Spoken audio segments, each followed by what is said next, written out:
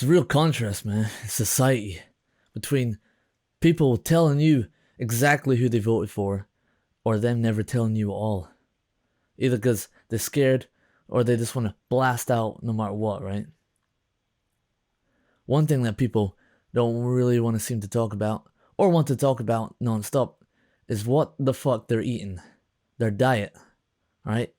If they're secret eating or if they're eating as healthy as possible, keto, paleo, vegan, right? They go nuts or they tell you nothing, right? And the one where they tell you nothing, you're not quite sure who's got a goddamn eating disorder or not. And especially if you're a man. How many men do you know talk about possible eating disorders when you think, oh, right, maybe they're just binging. Maybe they just ordered like the third curry of the week. Who knows? But they ain't gonna tell you unless they're a personal trainer and they're gonna tell you eat kale and all the other stuff. Well, I was one of those people who didn't say shit. I was one of those people who definitely had an eating disorder, but I'd say it's probably like, we're talking 17 years ago, when I was a wee boy. When I was a wee boy at 10 years old. I stopped really eating properly, alright? Started to go crazy. Became anorexic. Not those fake, I'm obese anorexic folks. What the flip are they talking about? But that was a real one. Like a third lighter than what an actual normal kid would be. Why was I anorexic? Why would I stop eating? Why would I do that at 10 years old? Did I see anyone else do it? Not really. I didn't really see anyone else have some mad eating disorder, eating less. No one taught me to do it. I just did it by myself. Right? One of the reasons was because I thought I was fat. I could see that bit of stomach, down there. Right above, right below your belly button. And I was like, man, I'm fat. And I also saw my face. I was like, oh man, cheeks too fat, man. But when you look back at pictures, you would see that I did have like a round face compared to my body. Cheeks were always like more fat, right? Why? And then you got the teeth, and I started looking like a rabbit, like a weird hamster thing, And the fact that I was pretty much like no top on all the time, living in the Canary Islands, living in sunny islands, going to the pool, in shorts, looking down, I see like fat stomach and I see fat face. And something else was happening at the same time where I started to develop like some crazy emetophobia, fear of being sick because of life, and started to feel like no control and stuff. And so I had this mad fear of being sick, and also this horrible sense of that I didn't want to accept stuff from people. Started to withdraw from society itself, right? The school holidays over there are like 3 months. Pretty damn long. And that helped me develop all this crazy shit, trying to gain some control in life. Not many friends. And the friends that I did have were not really that great. So I go around to their house, and I just had like this fear of rejection as well. Like, so it's like, I don't want to get rejected, so I'm gonna reject it first. If they offer me some food, I'm gonna reject it. Go out somewhere, I don't want to eat. I don't want to be, what you would say, I wouldn't want to accept something from someone, so then I would be in their debt. So I go out and not eat. Go to someone's friend's house, don't eat, right? Even at my own house, all I would do is get a piece of bread, get a slice of American plastic cheese, some tomato sauce, get that, put it together and put it in the microwave. Like, that's all I could really remember eating for like 6 months or something. That combined with not wanting to go out. This is seriously, all this was like the most crazy thing ever. You don't go out in a Spanish island, right? In the summer, what are people gonna think? Holy shit, why is this kid white? He's white and he's so skinny. People start calling me like ghost, you know? And this went on for such a long time. Um Eventually my parents were like, wow, we can see your ribs. And I was like, oh, what? You can see my ribs? Well, that must mean I'm skinny. Oh, I'm not fat. Holy shit. Well, that didn't really help with the rejecting food from other things and the fear of being sick. Even eating a yogurt or any food that was like out of date or going to be out of date now, an open packet of biscuits. Holy shit, I'm gonna get food poisoning. Even water, man.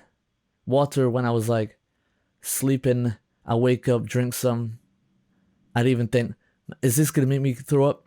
Alright? And I never did. I never did once.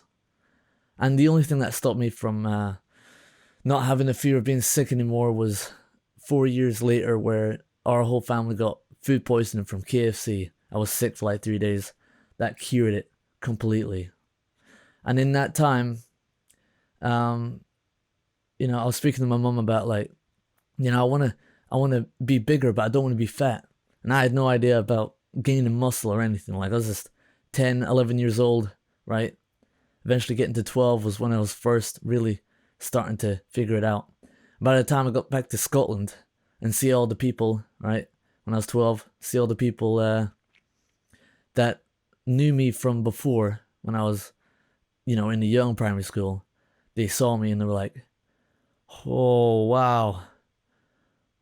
Wow, are you okay? You look so weird. You look so skinny. But the eating disorder didn't stop there. I did a 180 degrees on the other side where I would just start eating as much as possible to try and gain weight. Like the dirtiest bulks you can imagine, Like going on holiday somewhere for like a week or so and trying to gain like half a stone. Holy shit, just eating bread. When I got told that bread could make you fat, make you gain weight, that's all I heard is gain weight, build muscle, right? So I did that. I was eating loads of bread, and I did gain the weight, and I was like, "This is amazing.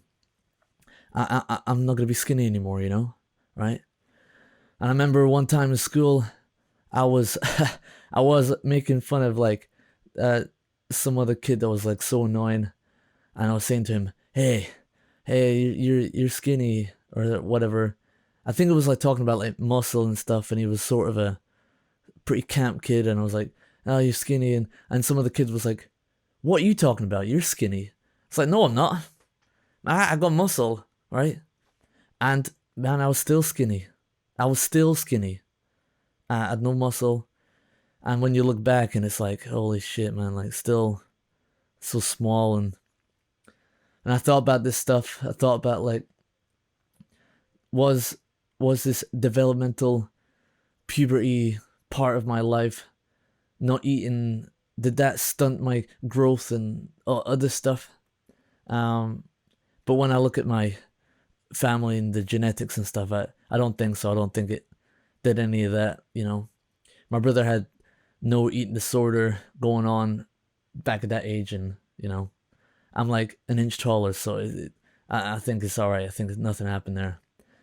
But this idea of like having such a fucked diet, this like a yo-yo diet, eating too much, eating too little, trying to care but not ever getting it right, and having the emotions blast through and completely, wreck your life sometimes, and you make one choice and it'll last for like months, right? I think, all right, well, that's just like everyone, like everyone binge eats. But when would I ever talk to anyone about it? The only person I ever talked to about it was my parents, especially my mom, right? Um, and then sometimes, girlfriends, right? But with other guys, not really, right? Because who the fuck cares? The only want to care about like what good you're doing, especially not some eating disorder, which is like, oh, what you you can't handle food, right? People are doing drugs and binge drinking and all this stuff, which I've never been addicted to drugs, drink, or any of that shit. Just phone addiction and food.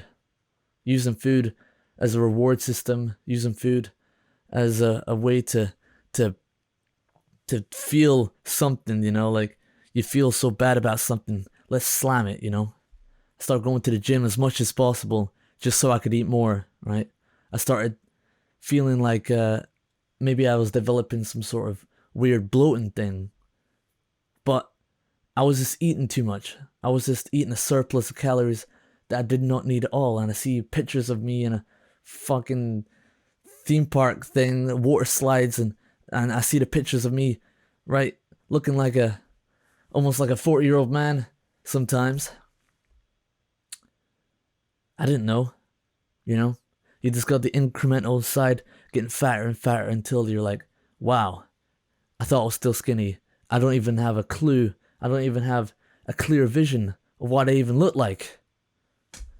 Because I've blinded myself. I'm in denial. So it's only until you really start being critical and accept, all right, maybe I am eating too much, or maybe I am eating too little.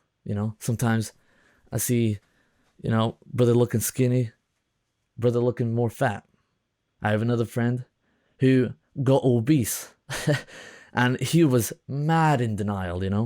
He just wasn't happy in life, trying to gain some control in something, right? But he managed to figure that out. He managed to lose that weight and look real good. Maybe we can talk to him about that.